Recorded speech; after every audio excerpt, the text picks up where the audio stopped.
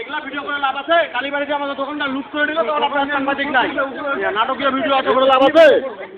ওখানে যা লুটপাট হলো দোকান পাড় উল্লো করে না, এখানে কি চেহারা তুলতেছেন নাকি? ওখানে যান, ওখানে যান, বেকার এখানে, ওখানে যাও।